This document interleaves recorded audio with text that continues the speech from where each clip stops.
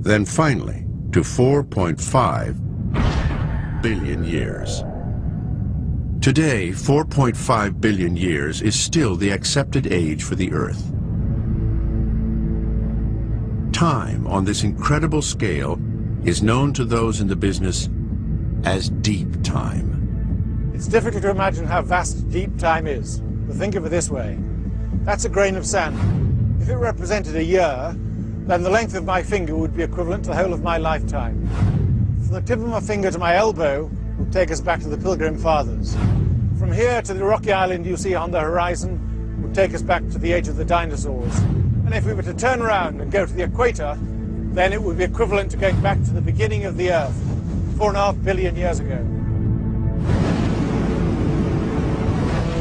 The search for the age of the Earth was over, and the results had opened a window on the past. For the first time, scientists could put rocks in the correct order, look deep into the Earth's past, and tell its story. They would discover evidence of an epic journey with many twists and turns. But the most significant step may well have been taken within just a few 100 million years of its birth, when the planet became a water world.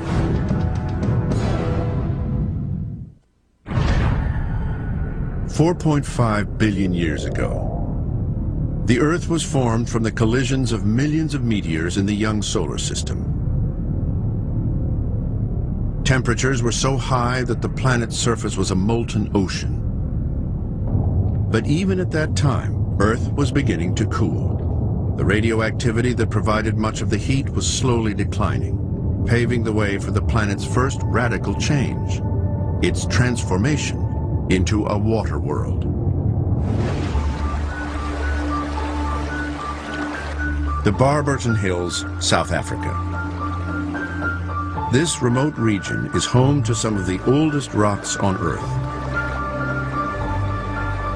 South African geologist Gary Stevens is on the lookout for some of these incredibly rare survivors from the first billion years of Earth history, whose unique shape tells a story. This area of South African geology here on the eastern side of Mpumalanga is critical for our understanding of early Earth processes. Gradual erosion along the trickling creek can occasionally expose these primordial rocks. Here we have an interesting rock. The rounded shape of this rock over here is very different than the rounded shape of the rest of the rocks in this river. This is one of these 3.5 billion year old pillow lavas. The rounded pillow shape in the rock is a result of the lava that formed underwater in an ocean approximately 3.5 billion years ago. Pillow lavas are created today off the coast of Hawaii, where volcanic vents erupt into the Pacific Ocean. This unique pillow shape is only formed when lava solidifies under deep water. All rocks found from the period 3.5 billion years ago have been pillow lavas. By 1 billion years into the planet's existence, water had taken over. But geologists believe that it had already been around a long, long time. 4.4 billion years ago, the Earth was around 100 million years old.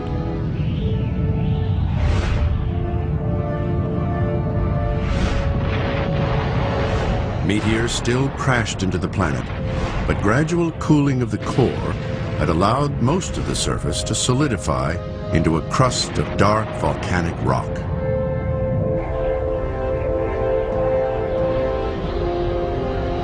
And even then, at this early stage, water was forming on the surface.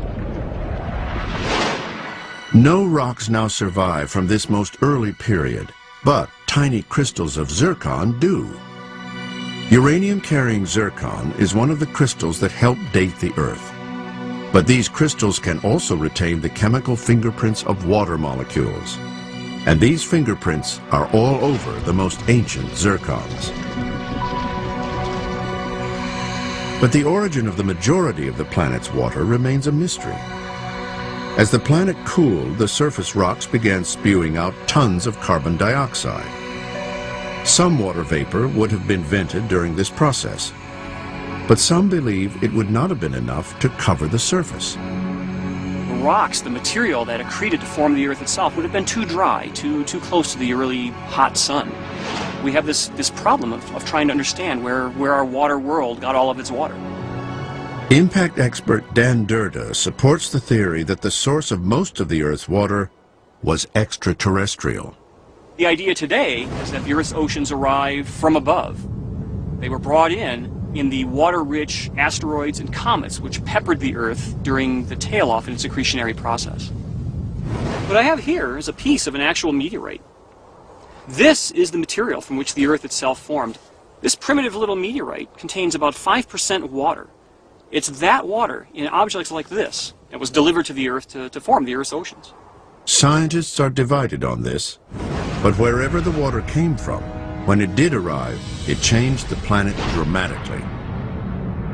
As it evaporated off the surface, huge amounts of water vapor rose to join the carbon dioxide in the young atmosphere, forming thick, blanketing clouds.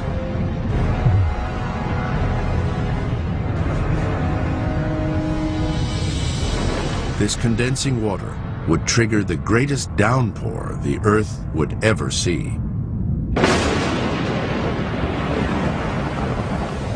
As thunderstorms rocked the skies, the rain began to fall on the rocky surface below.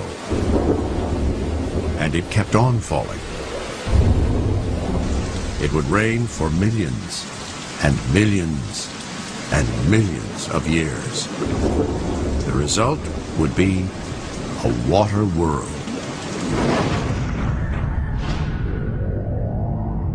4 billion years ago, the Earth was now 500 million years old.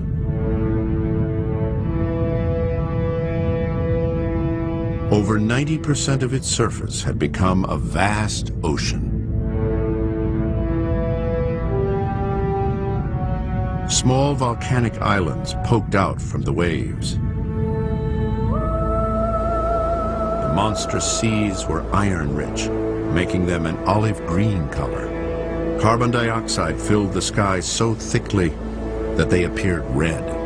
The dense atmosphere produced enough pressure to crush a human body flat.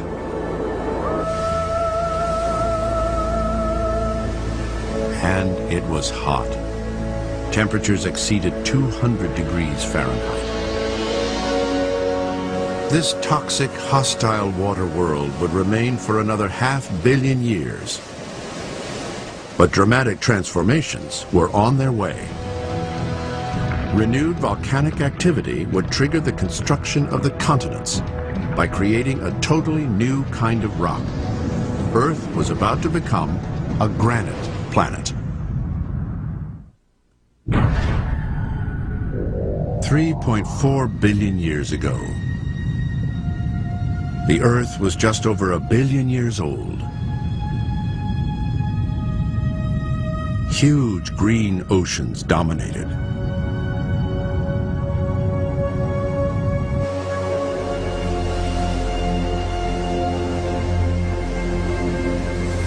None of the crumbling volcanic islands dotting the surface survived the punishing seas for long.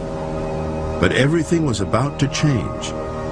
An upsurge in undersea volcanic activity was about to create a tougher type of rock and give birth to the continents. In remote areas of the globe, the primeval cores of these first continents have been exposed. South Africa. Geologist Gary Stevens is climbing on some of the oldest continental rock on Earth.